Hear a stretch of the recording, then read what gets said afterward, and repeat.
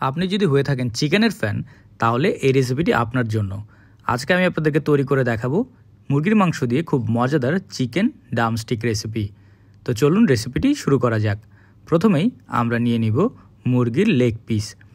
এরকম মুরগির leg piece নিয়ে এর উপরে আমরা দিয়ে দিব কাঁচা আলু চামড়া ছিলে, এরপর দিব রসুন আদা বাটা, এরপর দিয়ে দিব জিরা বাটা, তারপর দিয়ে দিব লবণ স্বাদ মতো, এরপর দিব গোলমরিচের গুঁড়ো, পানি পরিমাণ মতো পানি দিয়ে আমি 10 থেকে 15 মিনিটের মতো সেদ্ধ করে নিব। 10 থেকে 15 মিনিট সেদ্ধ করলেই আমাদের আলু আর মুরগির মাংস সেদ্ধ হয়ে যাবে। এরপর মুরগির মাংসগুলোকে হাড় থেকে আলাদা করে একটি বাটিতে আমরা নিয়ে নিব। কিন্তু মনে রাখতে হবে আমাদের এই মুরগির মাংসের হাড় ফেলে দিলে চলবে না, একে আমরা পরে ব্যবহারের জন্য রেখে দিব। এরপর মুরগির মাংসগুলোকে আমরা একটি ব্লেন্ডারের ভিতরে নিয়ে নিব। এরপর আমরা একে খুব ভালোভাবে ব্লেন্ড করব যাতে মুরগির মাংসটি একদম মিহি হয়ে যায়। ব্লেন্ড করা হয়ে গেলে এগুলোকে আমরা একটি বাটিতে নিয়ে নিব। এরপর এর উপরে আমি দিয়ে দিব সেদ্ধ করা আলুগুলোকে আমি আগেই ভর্তা করে রেখেছিলাম।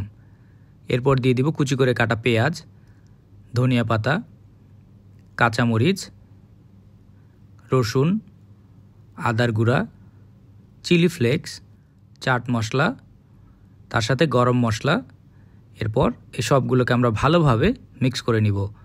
আপনারা কে কোথা থেকে আমার এই ভিডিওটি দেখছেন অবশ্যই কমেন্ট করে জানাবেন। আমি আপনাদের সবার কমেন্টের উত্তর দিব, কারণ আপনাদের কমেন্ট পড়তে আমার অনেক ভালো লাগে।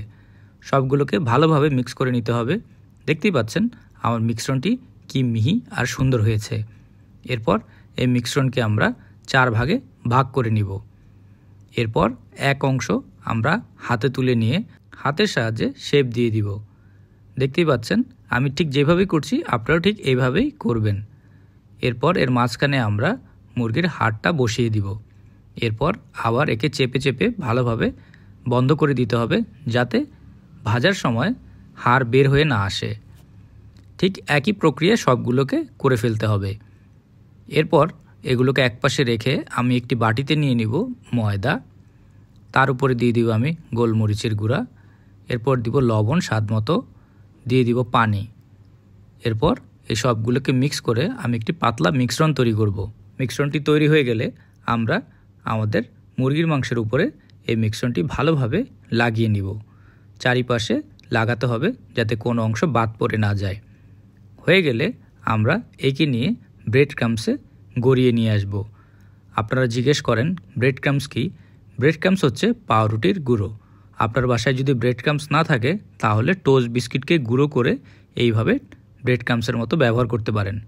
ব্রেড ক্রাম্বস লাগানো হয়ে গেলে আমরা একে নিয়ে মিডিয়াম গরম তেলের উপর ছেড়ে দিব। এই মুরগির মাংস ভাজার জন্য একটু ডোবা তেলে ভাজতে হবে। আমরা এক পাশ কিছুক্ষণ ভেজে নিব। হয়ে গেলে একে একটি চামচের সাহায্যে উল্টে দিব।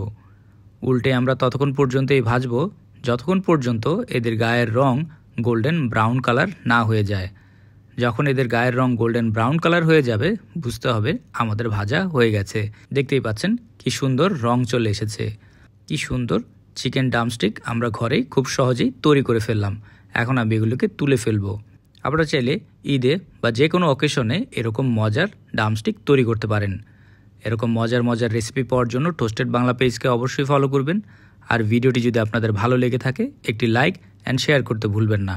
সবাই ভালো থাকবেন, সুস্থ থাকবেন আর মজাদার খাবার ঘরে তৈরি করে খাবেন।